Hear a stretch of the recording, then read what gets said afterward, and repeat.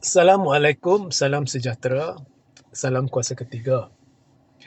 Baik, semalam saya membuat satu live, anda boleh rujuk di YouTube Regi Jesse Ritaudin, di mana saya telah uh, mem, orang kata membuat satu catatan ringkas kronologi projek loji rawatan air, okay, di Sungai Limau, Kedah yang terbengkalai. Lebih sekali malah ada janji yang dibuat oleh Menteri Besar Kedah berhubung tempoh atau tarikh siap projek, dan ianya didapati terbengkalai, kemudian dilanjut terbengkalai, dan akhirnya tahun ini Kerajaan Persekutuan atau Kerajaan Madani telah ambil alih, malah terpaksa suntik 50 juta untuk kontraktor penyelamat. So anda boleh pergi ke YouTube Regi Jesse Ritaudin dan tonton kronologi tersebut. Dan sebab saya memutuskan untuk bercerita berkenaan kronologi. Now, semalam setakat kronologi dan sebabnya. Bukannya saya kata kerajaan negeri melakukan kesilapan ke, Menteri Besar melakukan kesilapan ke, tidak ke, ada kesalahan ke, tidak ke, apa yang itu saya tak masuk. Saya cuma cerita kronologi, iaitu fakta berdasarkan laporan-laporan media yang ada di merata. Malah kronologi yang saya dedahkan itu bukan sebenarnya pendedahan, ianya ringkasan. Ada kronologi yang jauh lebih terperinci yang didedahkan sebelum saya 1-2 hari yang lepas di pelbagai saluran dan tular. So, selepas saya mendedahkan kronologi itu, ada pihak juga yang bertanya lah, Regi, kenapa setakat dedah kronologi tak minta SPRM siasat? Okey. Now, saya akan cerita mengapa saya tidak cerita babak SPRM semalam. So, hari ini saya nak buat satu kenyataan. Okey.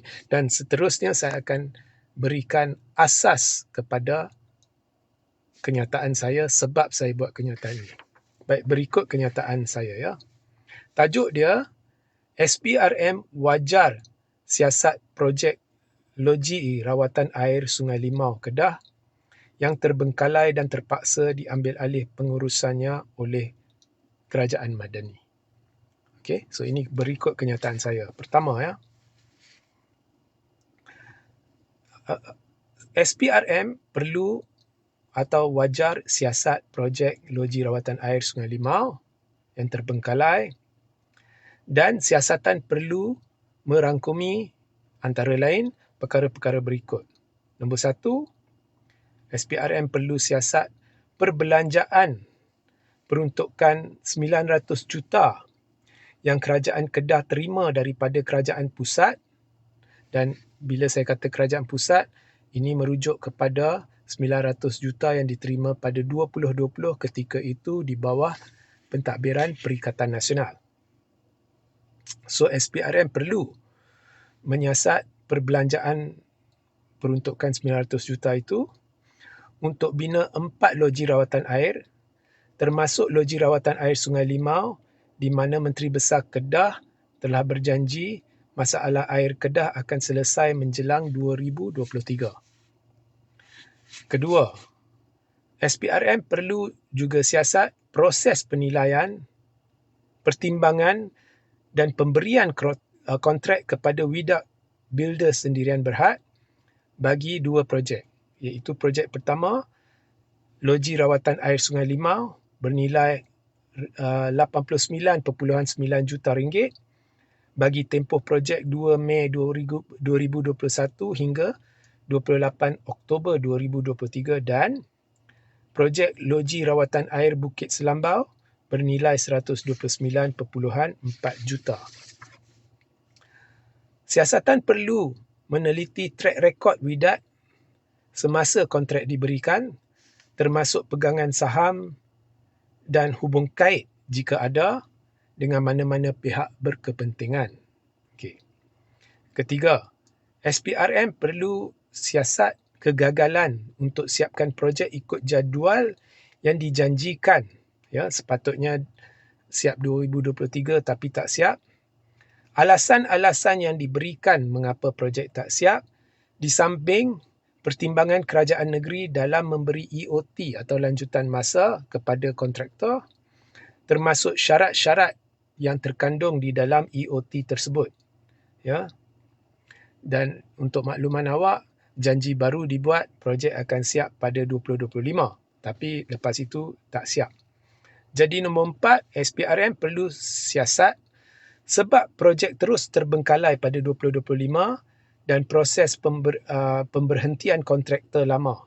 Sebab kontraktor lama akhirnya diberhentikan. Jadi perlu siasat sebab terbengkalai pada 2025 dan proses pemberhentian kontraktor lama, termasuk penilaian dan pertimbangan terbabit dalam pemberhentian kontraktor, di samping jumlah dana yang disalurkan kepada kontraktor lama dan maklumat terperinci bagaimana dana tersebut dibelanjakan.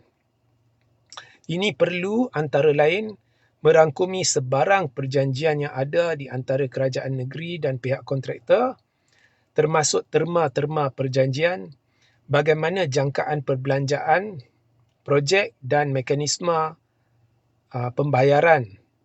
Bagaimana mekanisme pembayaran telah diolah dan diputuskan. Itu semua kena siasat. Dan kepincangan yang mungkin wujud. So itu kenyataan saya. Maknanya wajar siasat. Bukannya kita atau saya kata ada kesalahan. Bukannya saya syak. Bukannya saya mencadangkan sesuatu. Wajar siasat. Okay. Now, mengapa saya buat kenyataan ni?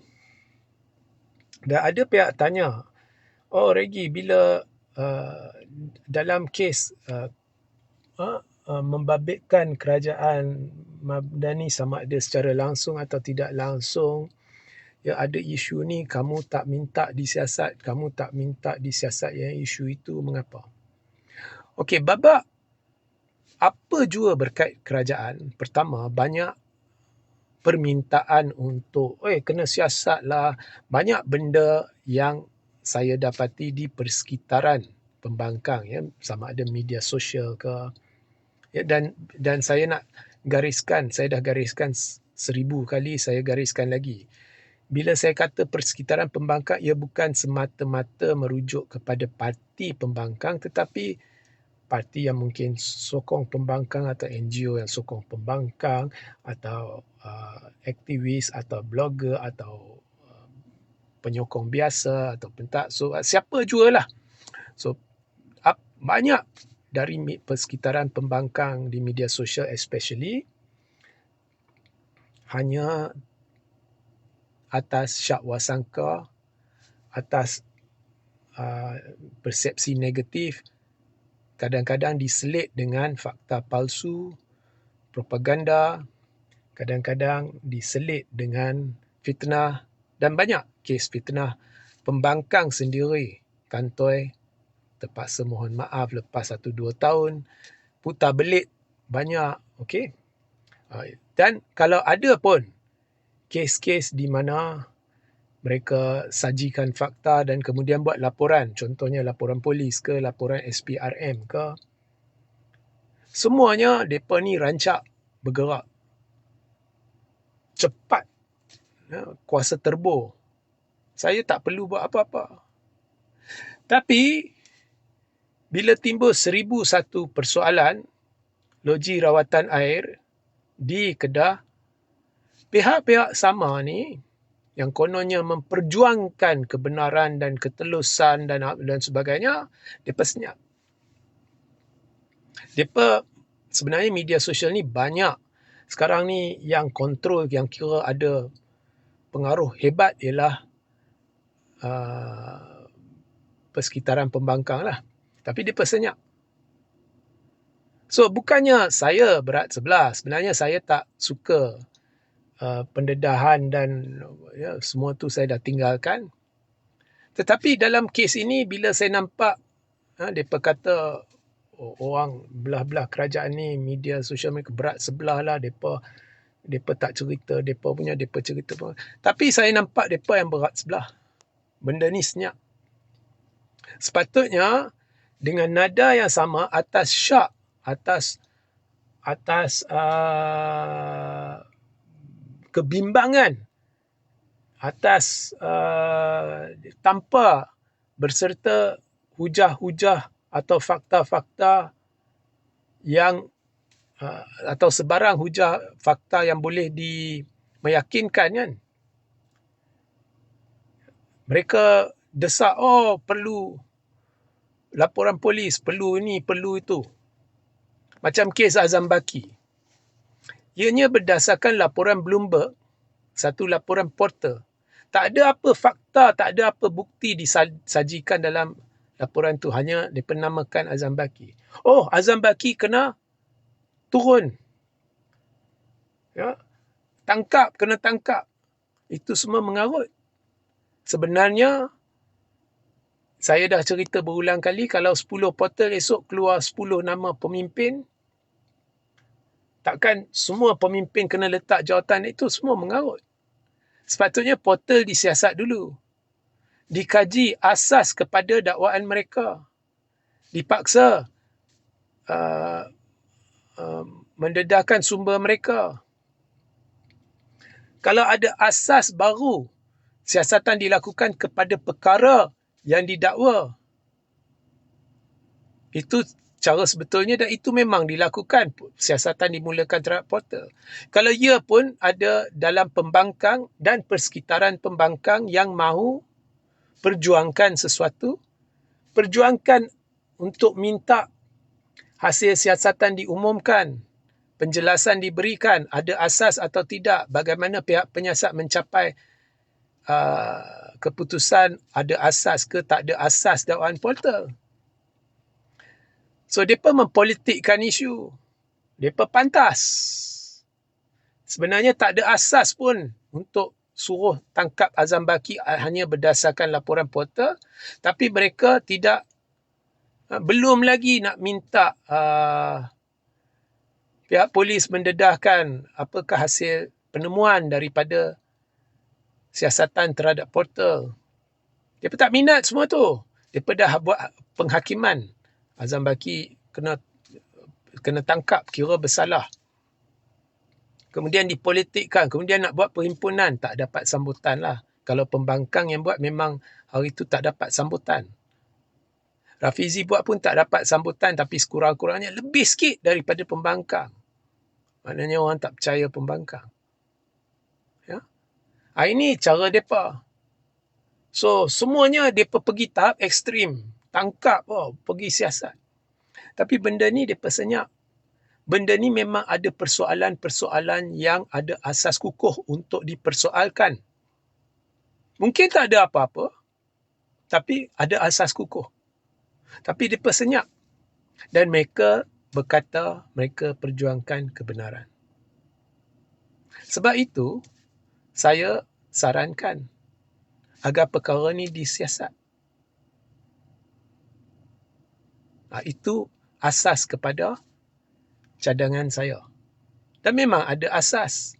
Sebab kalau dari sumber kerajaan sendiri, mereka telah berulang kali beritahu ianya terbengkalai, ianya macam ini, ianya macam itu.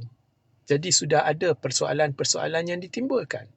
Jadi untuk berlaku adil, persekitaran pembangkang sepatutnya desak benda disiasat.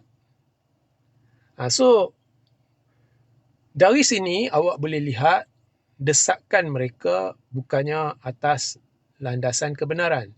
Ianya atas sebab politik. Dan kemudian tuding jari belah sana, berat sebelah lah, berat macam ni. Tapi sebenarnya mereka sama lah. Okay. So, sebab itu secara ringkas saya beri sebab-sebab, asas-asas mengapa benda ni wajar disiasat. oleh SPRM. Ya.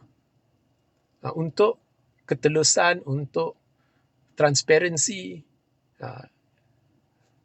itulah jalan terbaik. Ya. So, sehingga kita berjumpa di live seterusnya. Assalamualaikum, salam sejahtera dan salam kuasa ketiga.